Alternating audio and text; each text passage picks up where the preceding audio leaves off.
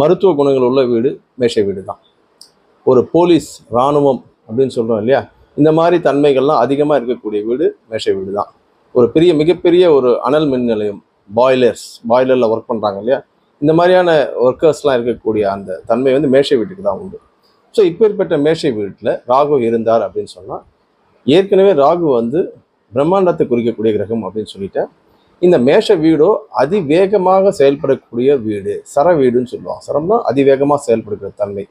இந்த அதிவேகமாக செயல்படக்கூடிய தன்மையும் ராகுவினுடைய பிரம்மாண்டமும் இணையும் பொழுது மிகப்பெரிய சாதனைகளை இந்த மேஷ வீட்டில் ராகு இருப்பவர்கள் செய்வார்கள். இதற்கு அவர்களுடைய சுய ஜாதகத்தில் அந்த லக்னமும் லக்னாதிபதியும் வலுவை பொறுத்து இவர்களுடைய பிரம்மாண்ட நிலை அல்லது உச்ச நிலை அமையும். லக்னம் லக்னாதிபதி வலுவிழந்து இருக்கும்பொழுது ஓரளவுக்கு வெற்றியை பெறுவார்கள்.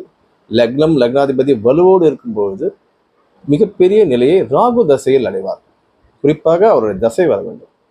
கூடுதலாக இந்த ராகுவுக்கே குருவினுடைய தொடர்பு, அவருடைய சுக்கிரனுடைய தொடர்பு ஏற்படும் போது மிகப்பெரிய நன்மைகளை தன்னுடைய தசையில் ராகு நிச்சயமாக செய்வார். அதே நேரத்தில் சனியுடைய தொடர்போ அல்லது செவ்வாயினுடைய தொடர்போ ராகுவுக்கு கிடைக்கும் போது மிகப்பெரிய வீழ்ச்சியையும் ராகுவே செய்வார். அப்போ நல்ல கிரகங்களோடு ராகு சேரும்போது மிகப்பெரிய நன்மைகளையும் செய்வார். கெட்ட கிரகங்களுடைய ராகு சேரும்போது மிகப்பெரிய வீழ்ச்சியும் ராகுவே கொடுப்பார். அப்போ தசையும் முக்கியம், ராகுவுக்கு கிடைச்ச நல்ல கிரகங்களுடைய பார்வையும் மிக முக்கியம். ஸோ மேஷம் என்பது விரைவான வீடு, வேகமான வீடு, செவ்வாயினுடைய ஆளுமை மிக்க வீடு, நெருப்பு சார்ந்த வீடு. அப்போ போலீஸ், இராணுவம், மருத்துவம், விளையாட்டு, கட்டிடம், இது எல்லாமே வந்து அந்த வீட்டுக்கு சொந்தம் தான்.